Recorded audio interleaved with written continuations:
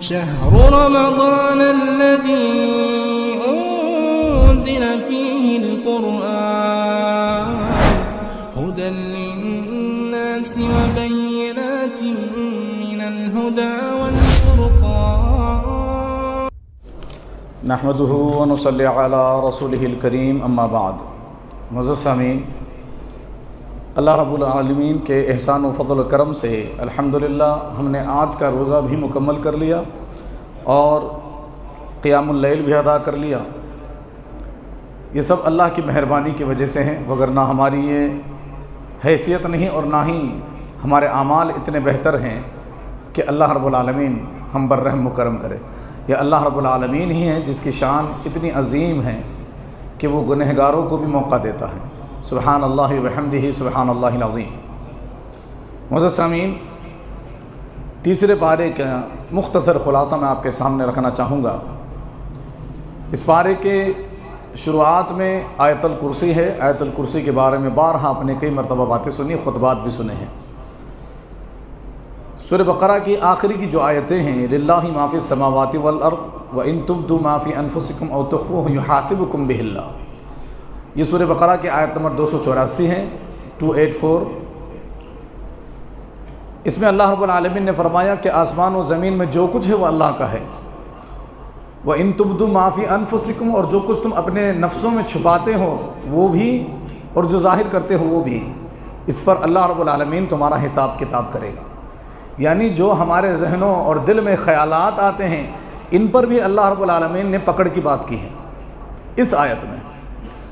جب یہ آیت نازل ہوئی اس کے بعد کیا ہوا، آئیے اس کے تعلق سے حدیث سنتے ہیں۔ امام مسلم رحمۃ اللہ علیہ انہوں نے سیدنا ابو ہریرہ رضی اللہ عنہ سے روایت نقل کی ہے۔ حدیث کا نمبر 329 ہے، 329 میں یہ حدیث موجود ہے۔ سیدنا ابو ہریرہ رضی اللہ عنہ فرماتے ہیں، لما نزلت علی رسول اللہ صلی اللہ علیہ وسلم للہ ما فی السماوات والارض، کہ جب اللہ کے نبی صلی اللہ علیہ وسلم پر یہ آیت نازل ہوئی، للہ ما فی السماوات وما فی الارض، قال فاشتد ذلك علی اصحاب رسول اللہ صلی اللہ علیہ وسلم، تو یہ بات صحابہ کرام پر بڑی سخت گزری کہ یہ کیسے ہو سکتا ہے کہ کوئی آدمی خیال بھی اس پر بھی اس کی پکڑ کی جائے، وہ کچھ سوچے، دل میں کوئی خیال آئے اور اللہ اس پر پکڑ لے۔ اس پر صحابہ پریشان ہو گئے۔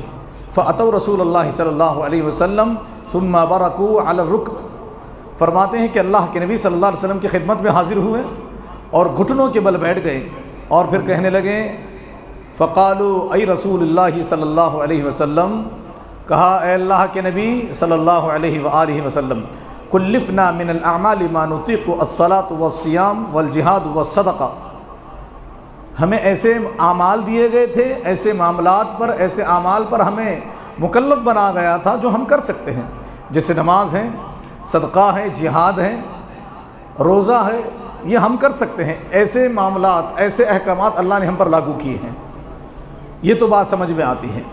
وقد انزلت علیک ہذہ الآیہ، اور اللہ کے نبی صلی اللہ علیہ وسلم اب یہ آیت جو آپ پر نازل ہوئی ہے یہ ذرا ہمارے لیے شاق گزر رہی ہے، تکلیف ہو رہی ہے، ہمیں پریشانی ہو رہی ہے کہ کیا ہوگا اب ہمارا۔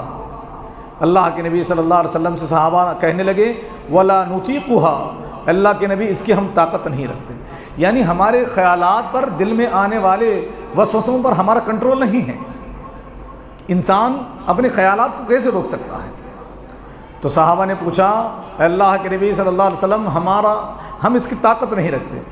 ذرا اندازہ لگائیں کہ صحابہ اکرام کا کتنا بڑا احسان ہے ہمارے اوپر کہ یہ سوالات انہوں نے بہت پہلے پوچھ لیے۔ اگر یہ سوالات پوچھے نہ جاتے تو آج ہماری خیر نہیں ہوتی، یعنی ہمارے خیالات پر بھی پکڑ ہوتی۔ صحابہ کرام رضوان اللہ علیہم اجمعین نے یہ بات پوچھ لی۔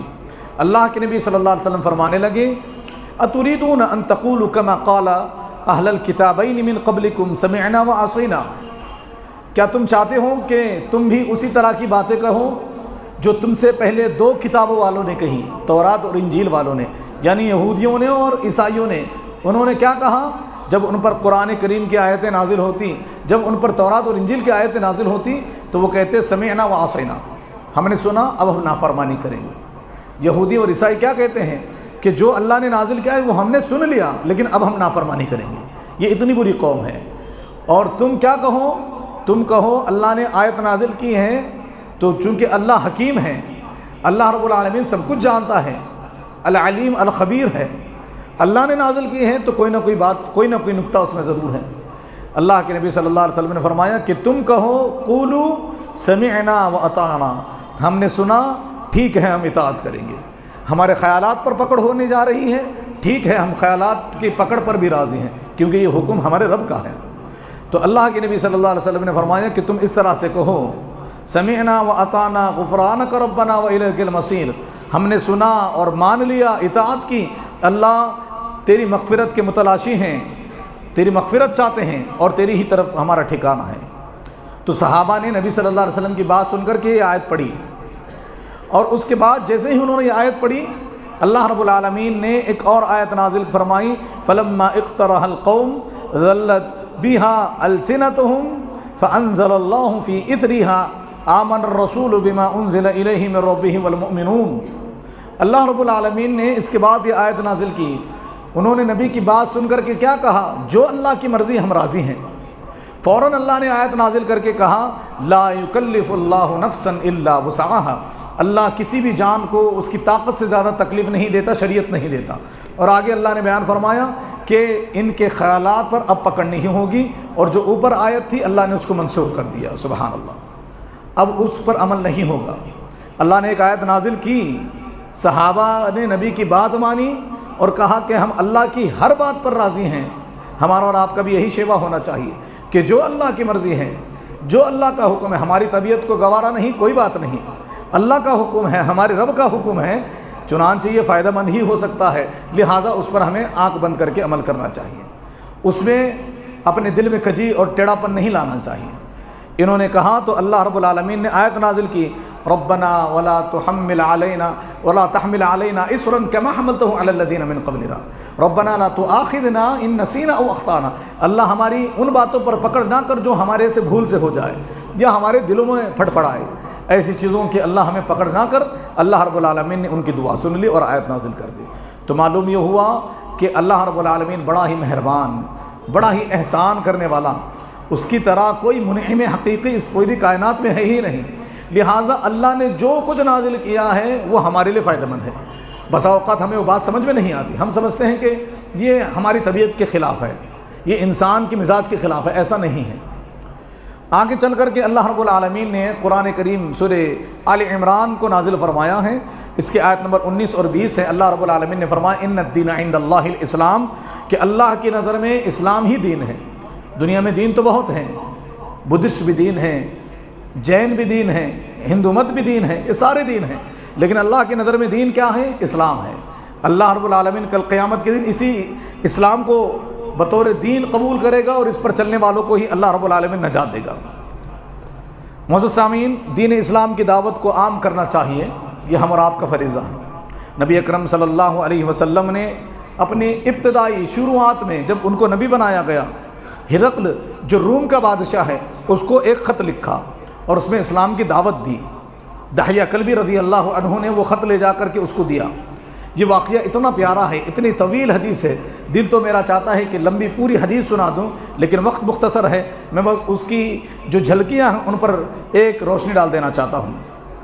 امام بخاری رحمۃ اللہ علیہ نے اس کو روایت کیا، حدیث کا نمبر 7 ہے، بخاری شریف کی 7 نمبر کی حدیث ہے۔ سیدنا عبداللہ بن عباس رضی اللہ عنہما راوی ہیں۔ لمبی اور طویل حدیث کا ایک ٹکڑا میں بیان کرنے لگا ہوں، اس میں یہ ساری باتیں ہیں کہ ابو سفیان نے اللہ کے نبی صلی اللہ علیہ وسلم کے بارے میں ہرقل جو بادشاہ تھا، جو اسلام پر نہیں تھا، اس کے سامنے ذکر کیا۔ نبی کریم صلی اللہ علیہ وسلم کے بارے میں وہ پوچھتا رہا اور ابو سفیان بتاتے رہے، جب وہ اسلام انہوں نے ابھی قبول نہیں کیا تھا۔ ساری باتیں ہو گئی، پھر اس کے بعد بادشاہ خود ایک ایک بات کو تسلیم کرنے لگا، کہنے لگا کہ یہ بات ایسی تم نے بیان کی ہے، یہ نبی کی بات ہے، یہ تم نے ایسی بات بیان کی ہے تو یہ نبی کے اندر ہی ہونا چاہیے، یہ تم نے اخلاق پیش کی ہے، یہ کسی نبی کی ہی بات ہو سکتی ہے۔ ساری باتیں ذکر کی، یہاں تک کہ بادشاہ نے کہا کہ اگر میں اس نبی کے قریب ہوں گا تو ان کے قدموں کو دھوتا ہوں، میں دھوتا رہوں گا، ان کے قدموں کو دھوں گا، اللہ اکبر۔ اور پھر یہ بھی کہا کہ میں اس نبی کے اگر قریب ہوا تو اس کی مدد بھی کروں گا، یہاں تک کہ اس نے اسلام کو قبول کرنے کے لیے آمادگی ظاہر کی، تیار بھی ہوا اور اپنے محل میں داخل ہوا۔ اپنی رعایا کا، اپنے لوگوں کا ڈر تھا، اس کو دروازے بند کیے اور محل کے اوپر جا کر کے اس نے لوگوں کو جمع کیا اور کہا کہ لوگوں سنو، یہ اللہ کے سچے نبی ہیں، محمد الرسول اللہ صلی اللہ علیہ وسلم۔ ہرقل نے کہا مجھے معلوم تھا کہ ایک نبی آنے والے ہیں، لیکن یہ نہیں معلوم تھا کہ تم قریشیوں میں آنے والے ہیں، عرب میں آنے والے ہیں۔ اور پھر کہنے لگا کہ لوگوں اس کی بات مان لو، اسلام قبول کر لو، تمہیں نجات ملے گی، ورنہ تم پریشان ہو جاؤ گے، دنیا آخرت میں تم برباد ہو جاؤ گے۔ اس نے یہ بات کہی، اتنی بات کہنی تھی کہ اس کی رعایا اس کے خلاف ہو گئی، اور سبوں نے کہا کہ ہرقل ہم تجھے نہیں چھوڑیں گے، تیری جان لے لیں گے، تو نیچے تو اتر، اس کے بعد ہم تجھے خلاص کر دیں گے، تیرا قتل کر دیں گے۔ اب اس کو اپنی جان کی بڑی، یہ پیچھے کے دروازے سے نیچے آیا اور پھر اپنے لوگوں میں کہنے لگا کہ میں تو بس تمہیں چیک کر رہا تھا۔ جب اس نے اپنی جان کو گنواتے ہوئے دیکھا، اس کی جان جاتی ہوئی نظر آئی، تو یہ اپنی بات ہی پلٹ گیا۔ اس نے کہا کہ نہیں، تم اسلام قبول نہ کرو، نہ ہی میں نے قبول کیا ہے، بس بات اتنی ہے کہ میں تمہیں چیک کر رہا تھا کہ کہیں تم باپ دادا کا دین آسانی سے چھوڑ نہ دو۔ اتنا بدبخت یہ آدمی تھا، لیکن اللہ کے نبی صلی اللہ علیہ وسلم کو اس نے مانا اور نبی کریم صلی اللہ علیہ وسلم کو سچا مانا، قبول نہیں کیا۔ کچھ ایسے بھی لوگ ہوتے ہیں جن کو اللہ ہدایت نہیں دیتا۔ دحیہ کلبی کا اب یہ خط پڑھنے لگا ہے، فَإِذَا فِيهِ بسم اللہ الرحمن الرحیم۔ اس خط میں کیا تھا؟ بسم اللہ الرحمن الرحیم۔ اب اندازہ لگائیں، یہ خط پڑھنے سے پہلے نبی کی تعریف کرتا ہے، اب خط پڑھ رہا ہے۔ اس میں کیا ہے؟ من محمد عبد اللہ ورسولہ اسلم تسلم، یہ اسلم تسلم فرماتے ہیں بسم اللہ الرحمن الرحیم، محمد بن عبداللہ صلی اللہ علیہ وسلم کی طرف سے ہے۔ اے ہرقل کے عظیم بادشاہ، اسلام قبول کر لے، تجھے سلامتی مل جائے گی۔ یؤتیک اللہ اجرک مرتین، چونکہ تو عیسائیت پر بھی قائم ہے، اب اسلام بھی قبول کر لے، اللہ 2 گنا اجر دے دے گا۔ فإن تولیت فإن علیک الإثم الأریسیین، کہا کہ اللہ کے نبی صلی اللہ علیہ وسلم نے اگر تو اسلام نہیں مانتا تو یاد رکھ لے یہ پوری رعایا کا گناہ بھی تیرے سر ہوگا، کیونکہ تو اسلام قبول کرے گا تو تیری رعایا بھی اسلام قبول کرے گی، اور اگر تو نہیں کرے گا تو یہ لوگ بھی قبول نہیں کریں گے، تجھ سے ڈر کر کے قبول نہیں کریں گے، لہٰذا ان کا گناہ بھی تیرے ہی سر آئے گا۔ اور پھر کہا وَيَا أَهْلَ الْكِتَابِ، اے اہل کتاب جن کو تورات اور انجیل دی گئی، تَعَالَوْا إِلَىٰ كَلِمَةٍ سَوَاءٍ بَيْنَنَا وَبَيْنَكُمْ، آؤ ایک کلمے کی طرف جو ہمارے اور تمہارے درمیان برابر ہے۔ کیا ہے؟ اللہ نعبد الا اللہ ولا نشرک بہ شیئا ولا نتخذ بعضنا بعضا اربابا من دون اللہ، کہ ایک بات جو تمہارے اور ہمارے درمیان یکساں ہے، بالکل ایک جیسی ہے، وہ یہ ہے کہ ہم اور تم ایک اللہ کی عبادت کریں گے، اس کے ساتھ کسی کو شریک نہیں ٹھہرائیں گے۔ یہ تو تمہاری بھی کتابوں میں ہے، تم کتابیں کھول کر کے دیکھ لو، تمہاری کتاب میں ایک اللہ کی توحید کا ذکر ہے۔ اور پھر کہا ولا نتخذ بعضنا بعضا اربابا من دون اللہ، ہم میں سے کسی بعض کو، کوئی بعض کسی بعض کو رب نہ بنائیں، ہم ایک دوسرے کو رب نہیں بنائیں گے، ایک اللہ رب ہے، بس وہی کافی ہے، اسی کی عبادت کریں گے۔ فَإِن تَوَلَّوْا فَقُولُوا اشْهَدُوا بِأَنَّا مُسْلِمُونَ، اور اگر تم یہ بات نہیں مانتے تو یاد رکھو یہ گواہی کہ ہم تو مسلمان ہیں۔ اللہ کے نبی صلی اللہ علیہ وسلم نے اسلام کی دعوت دی۔ اب یاد رہے، ہم اور آپ اگر کسی کو اسلام کی دعوت دینا چاہتے ہیں تو انہی الفاظ کے ساتھ ہم دعوت دیں۔ اللہ کے نبی صلی اللہ علیہ وسلم نے سب سے پہلے، بادشاہ نے جب خط کھولا ہے تو اس میں لکھا ہوا تھا السلام علی من اتبع الہدی، کہ سلامتی ہو اس پر جس نے ہدایت کی اتباع کی، جس نے قرآن حدیث کو مانا۔ کتنی اہم بات ہے، اور اسی بات کو ہم نے چھپا دیا ہے۔ ہم غیر مسلموں میں بیٹھیں تو اس کو بتائیں کہ تم اسلام قبول کرو، ہم سمجھتے ہیں کہ کہاں سے بتائیں، اور آج کل یہ سمجھتے ہیں کہ ہم پہلے اللہ کا ذکر نہیں کرتے، پہلے اللہ کے نبی کا نام نہیں لیتے، دیکھیں گے کوئی موٹی موٹی باتوں کے ذریعے ہم اسلام کی طرف لائیں گے، ایسا نہیں ہے۔ نبی کی تعلیم کیا تھی؟ انہوں نے خط میں لکھا تھا بسم اللہ الرحمن الرحیم من محمد بن عبداللہ، یہی تو اصل بات ہے۔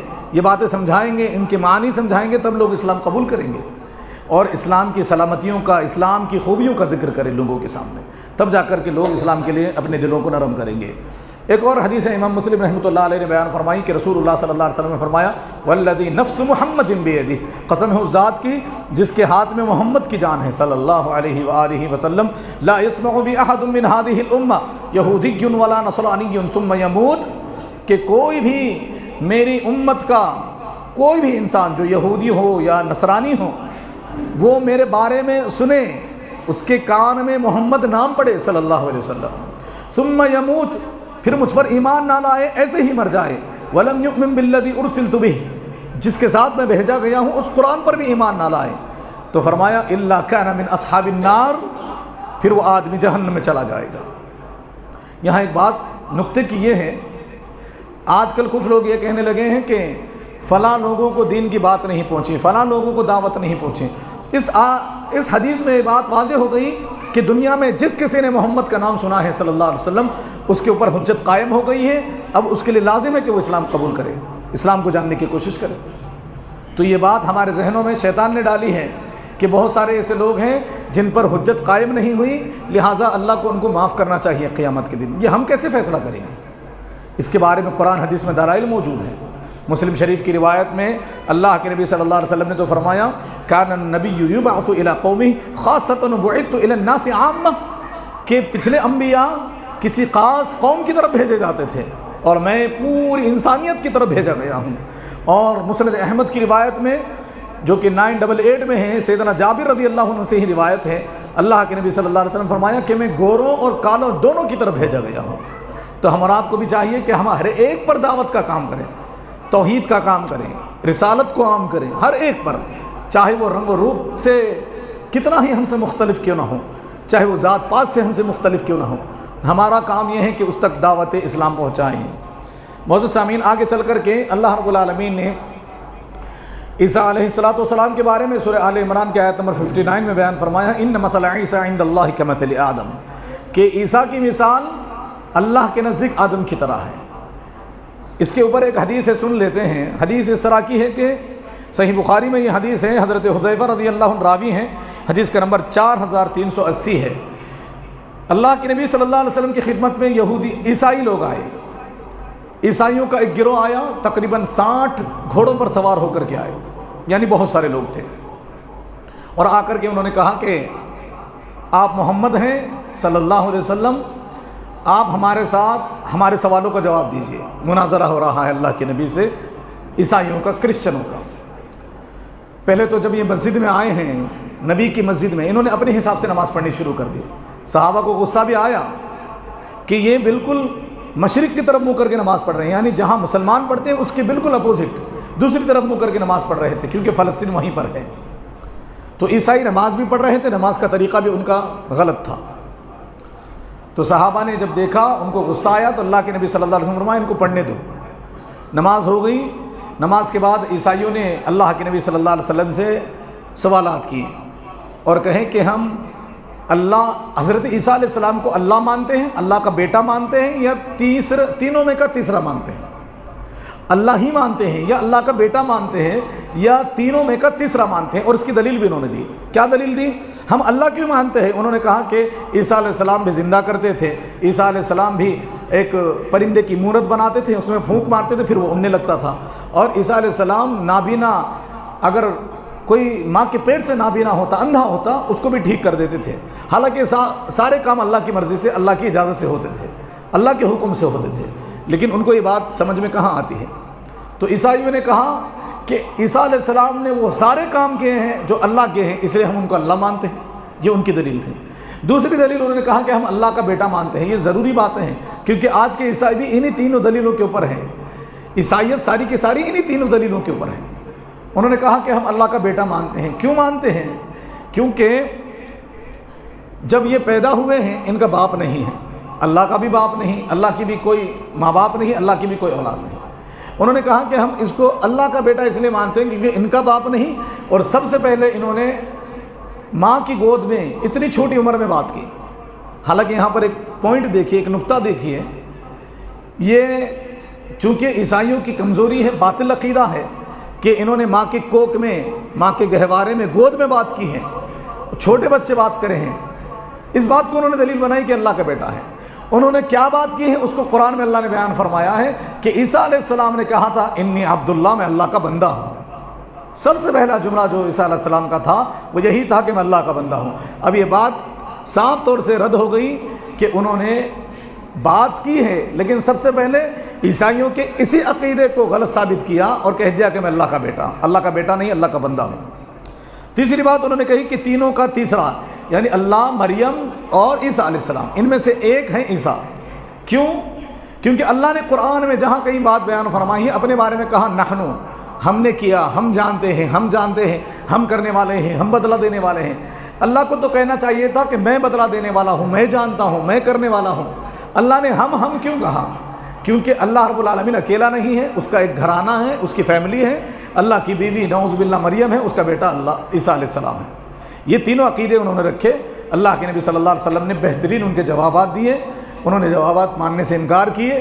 اللہ رب العالمین نے حکم دیا رسول اللہ صلی اللہ علیہ وسلم کو کہ اب ان کو میدان میں بلاؤ مباہلہ کرنے کے لیے۔ مباہلہ کیا ہوتا ہے کہ تم بھی آؤ، ہم بھی آتے ہیں میدان میں، اور قسم اٹھا کر کے کہتے ہیں کہ اگر تم غلط ہوئے تو اللہ تمہیں برباد کرے، اگر ہم غلط ہوئے تو اللہ ہمیں برباد کرے۔ لعنت ایک دوسرے پر بھیجنے والی بات ہے۔ تو رسول اللہ صلی اللہ علیہ وسلم نے ان کو کہا کہ آؤ مباہلہ کر لیتے ہیں۔ ہماری بات تمہیں سمجھ میں نہیں آ رہی کہ اسلام ہی حق ہے، تمہارا عقیدہ شرک اور کفر پر مبنی ہے، تو تم آؤ مباہلہ کر لو آسمان کے نیچے۔ تو عیسائیوں نے آپس میں مشورہ کیا۔ ان کا ایک آدمی تھا جس کا نام عاقب تھا، ان کا سردار تھا۔ اس سے کہا کہ کیا ہم محمد صلی اللہ علیہ وسلم کے ساتھ مباہلہ کر لیں؟ اب دیکھیے حق کیا ہوتا ہے۔ اس نے کہا کہ کیا تم پاگل ہو گئے ہو، عقل کے اندھو؟ یہ محمد الرسول اللہ صلی اللہ علیہ وسلم کے اللہ کے سچے رسول ہیں، ان کے ساتھ مباہلہ کرو گے تو نہ ہمارا کوئی بڑا بچے گا نہ چھوٹا باقی رہے گا، کوئی نہیں بچے گا، نہ ہم بچیں گے نہ ہماری نسل بچے، سب برباد ہو جائیں گے۔ تم کس سے مقابلہ کرنے جا رہے ہو؟ یہ محمد ہیں اللہ کے نبی صلی اللہ علیہ وسلم۔ انہی کے آدمی نے کہا کہ یہ سچے رسول ہیں، تمہارے پاس بس ایک ہی راستہ ہے، تم ان کو الوداع کہو اور یہاں سے نکلو، جیسے تیسے کر کے ان کے پاس سے ہٹو، نہ ان کی بد دعا لو نہ ان کے ساتھ مباہلہ کرو۔ اللہ کے نبی کے پاس آئے اور آ کر کے کہنے لگے کہ محمد صلی اللہ علیہ وسلم، ہم آپ سے مباہلہ نہیں کرتے، ہم جا رہے ہیں، لیکن بس آپ ہمیں بڑے پسند ہیں، آپ کے لوگ ہمیں بہت اچھے لگتے ہیں، آپ ایک آدمی ہمارے پاس بھیج دیجئے تاکہ ہمارے اختلافی معاملات میں وہ ہمارے درمیان فیصلہ کر سکیں۔ ہم آپ کو بہت اچھا مانتے ہیں۔ دیکھیں حق اس کو کہتے ہیں کہ دشمن بھی ہماری تعریف کرے، دشمن بھی کہے کہ ہاں ان کی بات تو کھری ہے، بات تو بڑی سچی ہے، تول کر کے قرآن حدیث کی بات کرتے ہیں، قرآن حدیث سے ہٹنے کو تیار نہیں، دشمن بھی یہ بات مانے۔ انہوں نے کہا کہ آپ ایک آدمی بھیجیے، آپ میں کا سب سے اچھا آدمی، امین، امانت دار ہو، اس کو ہمارے پاس بھیجیے، ہم اس کو اپنے پاس فیصلے کے لیے رکھیں گے۔ اللہ اکبر۔ اللہ کے نبی صلی اللہ علیہ وسلم کے سامنے جب یہ بات کہی، صحابہ کے اندر عجیب سی مسرت، خوشی دوڑنے لگی کہ کس کا نام آئے گا، کون وہ خوش نصیب ہوگا جس کو اللہ کے نبی نمائندہ بنا کر کے بھیجیں گے۔ تو اللہ کے نبی صلی اللہ علیہ وسلم نے ابو عبیدہ بن جراح رضی اللہ عنہ کو اٹھایا، کہا کہ یہ امین ہذہ الامہ، میری اس امت کا امانت دار شخص ہے ابو عبیدہ بن جراح، اس کو لے کر کے جاؤ۔ اور پھر ان کو لے کر کے چلے گئے۔ تو یہ واقعہ اللہ رب العالمین نے بیان کیا ہے، اور اس طرح سے اللہ رب العالمین نے ثابت کر دیا کہ عیسیٰ آدم علیہ السلام کی طرح ہیں اللہ کے نزدیک۔ آدم کی بھی اولاد نہیں، آدم کی بھی باپ نہیں، عیسیٰ کی بھی باپ نہیں۔ اور آدم علیہ السلام کو بھی اللہ رب العالمین نے اپنی مرضی مشیت سے پیدا کیا تھا، ان کو بھی اللہ نے اپنی مرضی مشیت سے پیدا کیا۔ تو یہ اللہ رب العالمین نے قرآن کریم میں ذکر فرمایا ہے۔ آگے چل کر کے ایک آخری بات ہے، بس میں آپ کے سامنے رکھ کر کے اپنی باتوں کو مکمل کر دوں۔ ان الذین کفروا وماتوا وهم کفار فلن يقبل من احدهم ملء الارض ذهبا ولا يفتدى به۔ سورہ آل عمران کی آیت نمبر 91 ہے کہ قیامت کے دن کافر کو بھی اللہ رب العالمین پوچھے گا اور مومن کو بھی پوچھے گا۔ کیا پوچھے گا؟ آئیے حدیث سنتے ہیں۔ اسی آیت کے شان نزول میں یہ حدیث ہے۔ شیخ البانی رحمۃ اللہ علیہ نے سیدنا انس بن مالک رضی اللہ عنہ سے روایت نقل کی ہے، حدیث کا نمبر 1518 میں موجود ہے۔ فرماتے ہیں یؤتی بالرجل من اہل الجنہ فیقول اللہ له یا ابن آدم کیف وجدت منزلک۔ ایک آدمی کو جنت سے نکال کر کے لایا جائے گا، اللہ رب العالمین اس سے پوچھے گا کہ اے آدم کے بیٹے بتا تیرا ٹھکانہ کیسا ہے، گھر اچھا ہے کہ نہیں ہے؟ وہ کہے گا کہ اللہ بہترین گھر دیا ہے، بہت اچھا گھر دیا ہے۔